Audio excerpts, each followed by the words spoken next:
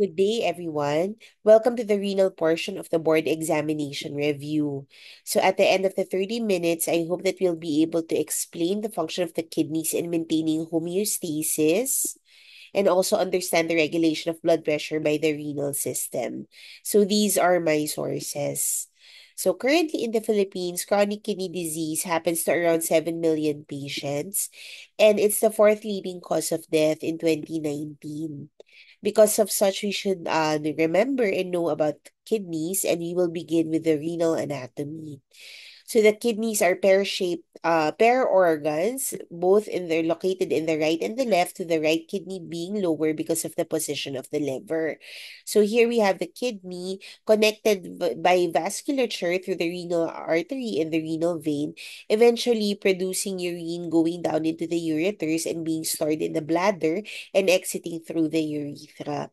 It is covered by the renal capsule, superimposed by our adrenal glands, and here we can see the various vasculature and attachments that we have in the kidney.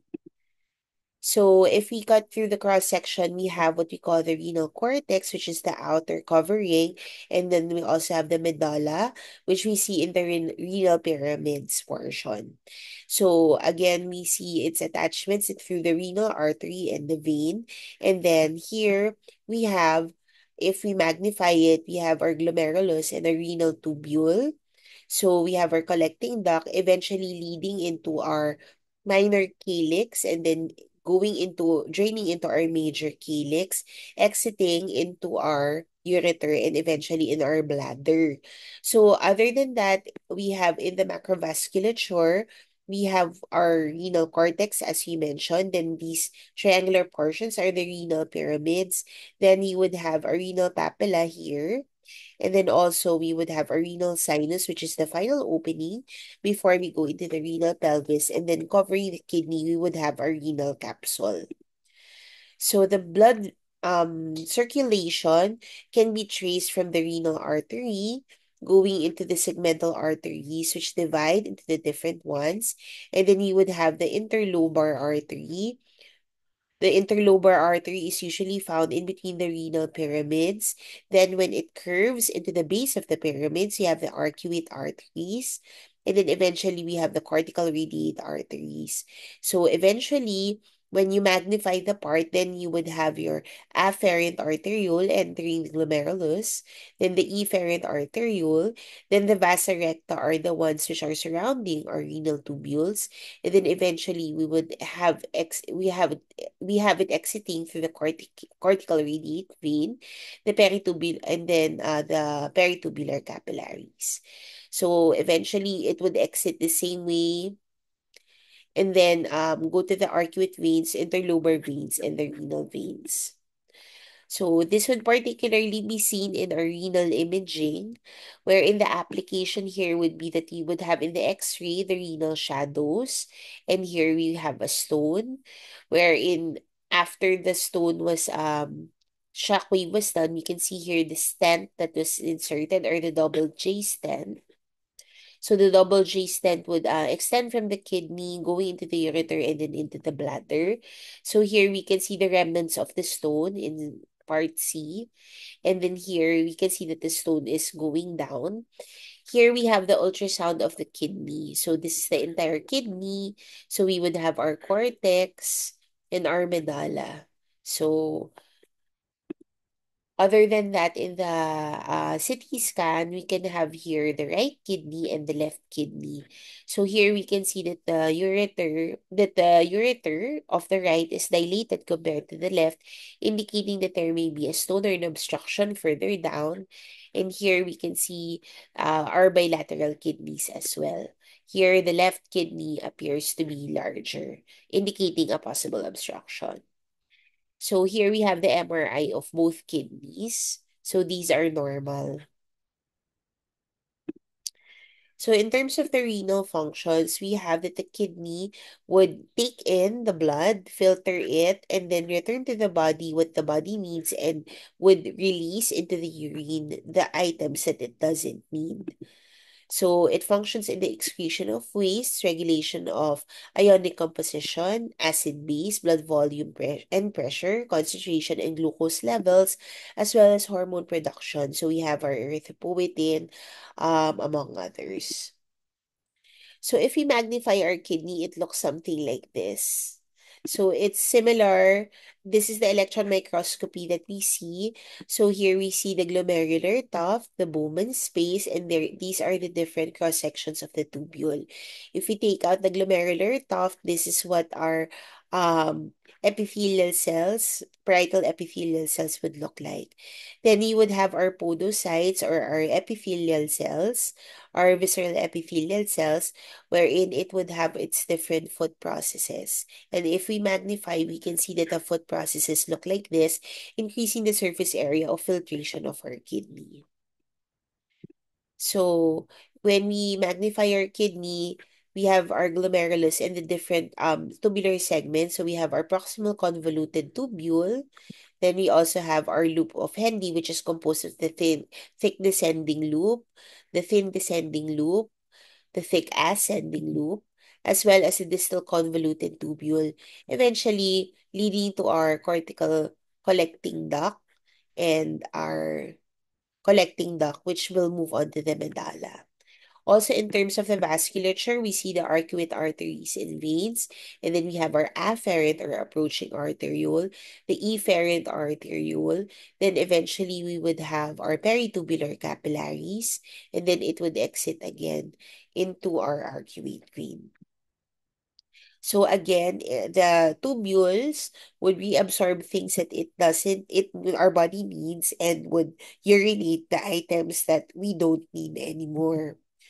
So let's go first to the glomerulus. So the glomerulus is in this area, which is similar to your strainer. So you would have your blood, which is we would have our blood, which would go into the glomerular tuft, and eventually there would be filtration from the epithelial, the basement membrane, and the endothelial cells.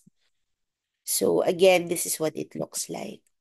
So the filtrate is usually protein-free with no cellular elements, and the calcium and fatty acids are non-filtered because they are protein-bound. So this is how it looks like when it is stretched out. Usually 625 ml per minute is the rate by which the blood enters the glomerulus. And then from the blood going into the urinary space, we have our glomerular filtration, which happens at 125 ml per minute. Then 124 ml per minute is reabsorbed via the peritubular capillaries. So it goes from the tubule into the peritubular capillaries in a diffusive function. And then what is just excreted is urine at 1 ml per minute. So it is similar to our coffee maker. So what happens here is that we have the movement of the fluid going into the urine, which pushes out the different filtrate that our body doesn't need. So glomerular filtration rate is the volume of plasma filtered through the glomerular capillaries per unit time and is measured in ml per minute. So the layers of the glomerulus look something like this. From outside to inside, we have what we call our podocyte or the visceral layer of the glomerular or the Bowman's capsule. So here we see that the podocyte, it appears to be an epithelial cell that is embracing the basement membrane, and it has the different food processes which can filter out the proteins and the other molecules that we have. So next layer is we have the basement membrane, which prevents the filtration of the larger proteins. And then we have eventually the endothelial cell, which is this one. Or so this one would prevent the blood cells from passing through, but allows all the components of blood plasma to pass through. So these are the three layers that it needs to pass through in order to be filtered. So during glomerular filtration, water and solutes pass from blood plasma into the capsular space. So filterability is inversely proportional to size. Of course, if it's smaller, it would pass through the three layers more easily, and it's easier to filter the positively charged particles. So here we have filterability of substances by glomerular capillaries based on their molecular weight. And what you can notice is that if the molecular weight is smaller, then the filterability would be at very easy. So it's 1. However, if it's bigger, like the myoglobin or the albumin, it cannot all pass through because, of course, our body would need the proteins. So for the clinical application, the three layers, the epithelial cells or the podocyte, the glomerular basement membrane, and the endothelial cell would be needed to filter out the proteins. However, if they are not working well or they are what we call effaced, what happens is that the proteins spill out into the urine. So here we are able to differentiate proteinuria or protein in the urine, wherein we can see that there is frothy urine present, and this is in what we call nephrotic range proteinuria for patients with minimal change disease. So how is GFR determined? So GFR is determined as the filtration coefficient times the net filtration pressure. And net filtration pressure is the glomerular hydrostatic pressure minus the Bowman's capsule hydrostatic pressure minus the glomerular osmotic pressure plus the Bowman's capsule osmotic pressure. So how is this easily remembered? Usually I remember the hydrostatic pressure as a pressure of the balloon. So what happens is if, for example, you put water into a balloon, there is a pushing pressure. So here, hydrostatic pressure, wherein the water would push the filtrate through the glomerular basement membrane. And then, however, there is an opposing force. So we have the Bowman's capsule hydrostatic pressure also pushing the water back, but it is weaker. So the glomerular hydrostatic pressure is around 16 millimeters mercury, and the Bowman's capsule is 18 millimeters mercury because the urine continually flows down. So the pushing pressure going back is less. How about the osmotic pressure or oncotic pressure? So the osmotic or the oncotic pressure is similar to what we call a sponge. So the different proteins present in the blood can act as sponges which have a pulling motion. However, here in the urine, since it is not protein containing, there's no oncotic pressure or osmotic pressure that is present. So because of that, the formula is now just the hydrostatic pressure of the glomerulus minus the Bowman's capsule hydrostatic pressure or the balloon pressure both in the blood and in the urine space minus the colloid osmotic pressure or here the sponge pulling the the filtration back. So again, just remember that the hydrostatic pressure is the pushing pressure and the oncotic pressure is the pulling or sponge pressure. Now, how is this applicable to conditions that can decrease the glomerular filtration rate? So we can have physical determinants such as destruction of the filtration coefficient. So if, for example, we have a patient with diabetes, the basement membrane undergoes destruction or the blood vessels are not working well, so the filtration coefficient would not be good. So if you think about it, the filtration coefficient is lower for cardboard, for instance, versus a strainer. Or maybe if you compare a strainer to filter paper, the filtration coefficient of filter paper is lower because it's finer. For diabetics and hypertensives, what happens is that the basement membrane is scarred, so there is less capability of the urine to pass through. How about patients with the increased Bowman's hydrostatic pressure? So this can happen if you have kidney stone or an obstruction, so this will increase. So the urinary tract obstruction can happen in malignancies or kidney stones, and this would decrease the GFR. How about, for instance, if we have the increased oncotic pressure in the blood. So this can happen if there are more sponges, such as multiple myeloma, when we have increased plasma proteins, or maybe those who take in some drugs who are which are big and cannot be filtered. So the GFR can possibly decrease. So other than that, we can have so here is myeloma. You can imagine that if there are increased myeloma proteins, there would be an increased pooling pressure in the blood. And the next, if we can have the efferent arteriole or the exiting arteriole becoming larger. So what happens here is that the blood flow will be faster, causing a decreased GFR. Or if we have sympathetic activity like norepinephrine, wherein there is vasoconstriction, if we make our afferent arteriole smaller, the blood will be able to pass through as efficiently, causing also a further decrease in GFR. So again, these are the different factors that can decrease the glomerular filtration rate. So here we have a CT scan of a patient with obstruction. We can notice that the patient in the left kidney would have a bigger kidney, and here we can have that there is an increased water or fluid deposition. So this is a sign of obstruction. Next, let's go to the determinants of renal blood flow. So for autoregulation, blood flow remains constant at arterial pressures of 80 to 200. So we can see here that while the BP is increasing or the MAP is increasing, there's an increased renal blood flow causing an increased glomerular filtration rate. However, the kidney does its best to maintain it at this level of glomerular filtration of around 120 so that the destruction of the glomerulus will not happen. So what are these different autoregulatory mechanisms? We have the tubule. We again, like, let's review. We have the glomerulus, right? So these are the different ways, the formula for our net filtration pressure.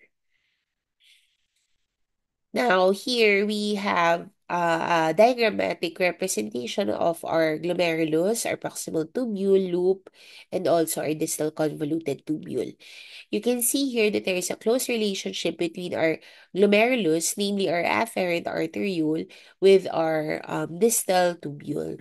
So here we have what we call our macula densa, which are specialized sodium sensing cells. So what happens is that if the fluid moves from the blood into the Bowman space, into the tubule, if there is too much sodium this being sensed in this area, the macula densa will sense this, and then there are granular cells here in the afferent arteriole which are sensitive to renin. So when renin is secreted, the afferent arteriole will become tighter. So parang nagchichismisan sila. So the macula densa will say, hey, sobrang dami na ng sodium. So the afferent arteriole will close, causing decreased blood flow, and the GFR can be regulated. So autoregulatory mechanisms ensure that there is constant blood flow, and these are done by our sympathetic nervous system, which ensure renin release and water and salt reabsorption. There's a myogenic mechanism wherein the renal afferent arterioles will contract in response to stretch, and the tubuloglomerular feedback, which is the interaction between the renal arterioles and the macula densa, as we've explained. So for the myogenic mechanism, what happens is that it's a physical response to stretch. So there can be renal blood flow, and if it's too fast and the Bowman's capsule and the glomerulus sense this stretch, what happens is that the hydrostatic pressure will go against the wall of the afferent arteriole, and the stretch receptors initiate this vasoconstriction, causing a decrease in renal blood flow, decrease in the hydrostatic pressure in the glomerular capillary space, and then eventually a decrease in GFR. So for the tubular glomerular feedback, what can happen here is, again, we have the macula densa, which is a specialized collection of epithelial cells in the distal convoluted tubule that detect sodium concentration, as already explained. So here is the process. What can happen is that if the GFR increases from the glomerulus, so it would go here and then flow through the tubule would increase, and then it would flow past the macula densa, wherein there is a paracrine diffusion from the macula densa to the afferent arteriole. So the afferent arteriole will constrict and the resistance will increase. So the hydrostatic pressure in the glomerulus will decrease. So when this becomes smaller, there will be decreased flow into the tubule. So this summarizes the different regulatory mechanisms of the GFR. So other than that, you have hormonal regulation. The angiotensin 2 decreases the blood volume or pressure. The decreased blood volume or blood pressure stimulates the production of angiotensin 2, which causes the construction of afferent and efferent arterioles. So the GFR will decrease. And then the atrial natriuretic peptide acts on the atrium of the heart to stimulate the secretion of ANP. If there's increased fluid, it will stretch, thereby causing a relaxation of the mesangial cells in the glomerulus and increases capillary surface area for filtration. So a particular diagnostic test that can be used is a GFR scan, wherein there are different radiopharmaceuticals like the Technetium-99 DTPA or MAG3 or the DMSA scan. So a patient is inserted into a CT scan-like machine so we can see here the flow of the radioactive substances through the kidney so that we can detect the glomerular filtration rate of each of the kidneys in real time. Now let's go to the tubule. So here, I hope that we'll be able to review the different transport mechanisms in the tubule, discuss the renal handling and reabsorption of the different solutes, and here we review again the nephron as the functional unit of the kidney. So how we have microscopically, if we cut in cross-section, in the renal pyramid, we will have at the corticomedullary junction or in the border between the cortex and the medulla, we can have the glomerulus there. And then in the pyramids, we will have our tubule. So it looks something like this macroscopically. So the nephron can be located cortically. So this nephron is here, and the juxtamedullary nephron will be here. So they're at different levels. So again, we have nephrons with longer tubules and nephrons with shorter tubules. So to review the different tubular segments, we have the proximal convoluted tubule, which is a thick tubule.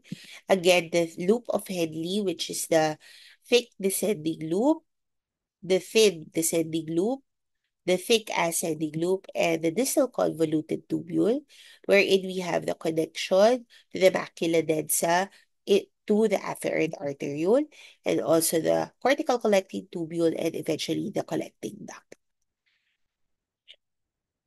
So urinary excretion is equal to the glomerular filtration minus the tubular reabsorption plus the tubular secretion. So always important when we are studying the tubule is to orient yourself if you are at the blood side or at the urinary side of the tubular cell. So for generalities for the renal tubule, I found this off the internet wherein there is a mnemonic of every waterfall raises sodium in exchange for potassium to make another waterfall. So here, every meaning in the proximal to convoluted tubule, if you're challenge with test taking, usually all the organic anions and majority of the water and the sodium reabsorption, as with other substances, usually occur in the proximal convoluted tubule. So at this point, when they are absorbed, when the substances are absorbed or the different ions or organic compounds, what happens is that since it's thick, it's not that permeable to water. By the time that we reach the thin descending limb, mas madami na yung water. There'll be more water because the solids would have been absorbed by the proximal convoluted tubule. So what happens is that water is reabsorbed, and by the time it reaches the thick ascending limb, naging concentrated na naman yung urine. So, sodium would be reabsorbed. Then at the distal convoluted tubule, in exchange for potassium. So here, it's sensitive to the aldosterone, which affects our potassium reabsorption and also our ABGs, or acid base. And then by the time it reaches the collecting duct, although it is impermeable to water, we have the action of the antidiuretic hormone, which regulates or takes care of the final concentration of the urine. So filtration again is the glomerular filtration rate times the plasma concentration. So filtration, reabsorption, and excretion rates of different substances are shown here below. So the generality here that I would like you to remember is that as long as the substances are needed by the body, such as glucose, bicarbonate, sodium, and chloride, and potassium, we can see here that the amount filtered is similar to the amount reabsorbed. So glucose is 100% reabsorbed in the tubule, indicating that our body needs it, and that glucosuria or glucose in the urine is an abnormal finding because our kidney should be able to reabsorb all of them.